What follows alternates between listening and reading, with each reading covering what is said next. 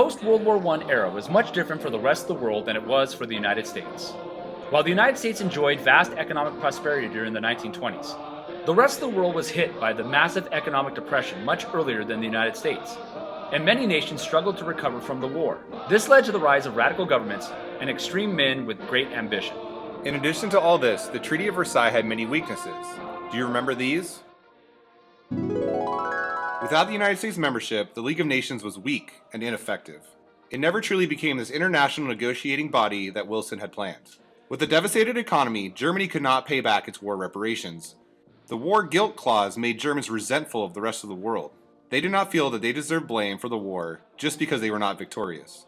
When drawing lines for new nations, the Big Four didn't consider ethnic and cultural rivalries. For example, in Czechoslovakia, the Slavic people and Germanic people were put together when they actually hated each other.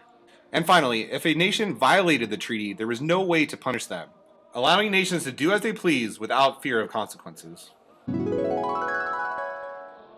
The economic collapse and weakness of the Versailles Treaty combined with desperation throughout the world. Governments collapsed, leaving a vacuum of leadership. Radical leaders with ambitious promises stepped into the vacuum. This leads to the rise of some of the world's most notorious dictators. The first country that saw a radical change in leadership was Italy. Italy was taken over by a man named Benito Mussolini.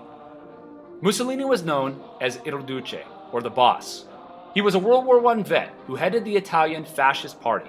This is a form of government that stresses nationalism and places interests in the state above the individual. Mussolini used his powerful speaking to incite nationalist support among Italians. He quickly won the support of Italy's upper and middle classes, Italy's military, and prominent government officials. By 1921, high unemployment, inflation, and a fear of communism led to the popular support for Mussolini and his government. In 1922, Mussolini and his fascist black shirts marched on Rome and seized power in a bloodless coup, overthrowing the Italian king. Once in power, Il Duce maintained private property rights of Italian citizens, but enacted strict government controls over property. This included tight regulation in every part of daily life. It gave the Italian people the illusion that they were actually in control of their own lives, and kept them happy.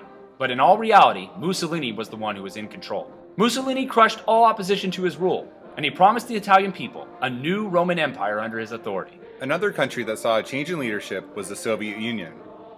Joseph Stalin became the Soviet premier in 1924 after the death of Vladimir Lenin. Vladimir Lenin was the head of the Bolsheviks and helped to establish communism in the Soviet Union.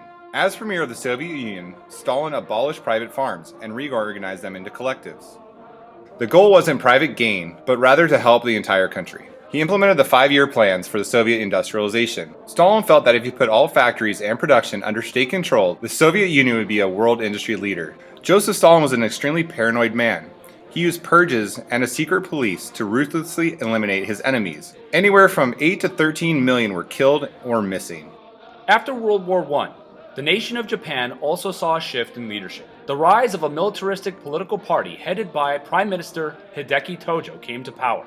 They seized power based on the popularity of their militaristic goals. Prime Minister Hideki Tojo reported to Japan's Emperor Hirohito. Hirohito was a figurehead of the Japanese government. The real power rested with Tojo himself. Since the late 1800s, industrialization and militarization fueled Japan's desire for a vast Pacific empire. Sensing a weak League of Nations, Japan looked to its defenseless neighbors in the Pacific for vast resources and new territory. With a strong military, these neighbors could be quickly overcome and could help expand Japan's empire. Not only did Japan frighten its neighbors, but it also worried other world powers who kept an eye on Japan's growing empire. The most infamous change in power came in Germany.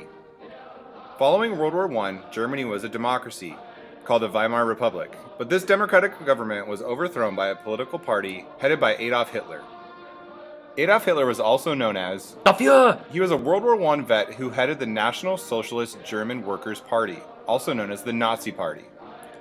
Despite its name, the Nazi Party had nothing to do with socialism. Hitler used his powerful speaking to inspire Germans in an economic and psychological crisis.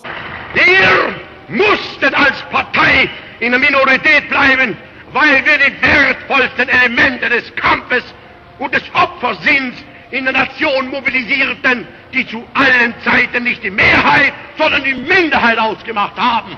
He promised Germans a renewed nation and retribution for Versailles. As a disgruntled youth, he wrote Mein Kampf, which laid out the master plan of Nazism, racial purification, and territorial expansion. By 1932, 6 million Germans were unemployed. Germany had war debts it couldn't repay, and there was massive anger towards the Versailles Treaty that led to the rise of Nazism. The Nazis began as a simple political party in the German Democratic Weimar Republic. By 1933, the Nazis had won a majority in the Weimar Republic, and Hitler is elected Chancellor. Hitler immediately dismantles the Democratic Weimar government and declares himself Führer, establishing a Third Reich of the German Empire. Hitler replaced democracy with dictatorship, and the Germans supported him. After all, in the eyes of the Germans, he was their only hope to renew the nation and seek revenge for Versailles. Once the Nazis had established power in Germany, they began to use Jews as a scapegoat for all their German failures. One such example was the Nuremberg Laws. At the annual party rally held in Nuremberg in 1935, the Nazis announced new laws which institutionalized many of the racial theories prevalent in Nazi ideology. The laws excluded German Jews from Reich citizenship and prohibited them from marrying persons of Germanic descent. They were also forced to wear a Star of David for identification. Another example comes on November 9th of 1938. Nazi propagandist Joseph Goebbels ordered violent retribution against Jews for the killing of a German diplomat. In just a few hours, more than 1,600 synagogues were ransacked, leaving 91 Jewish dead and over 30,000 deportations to German concentration camps.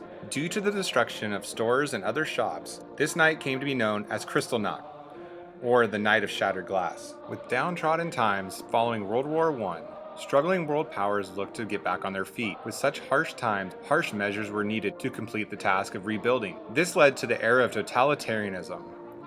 Totalitarianism is a form of fascist government with a dictator as a leader. During this period, we see some of the most infamous dictators in history. We see Hitler in Germany, Mussolini in Italy, Stalin in the Soviet Union, Tojo in Japan, and Francisco Franco as the leader of fascist Spain. With a thirst for conquest and power, the stage is set for future conflict.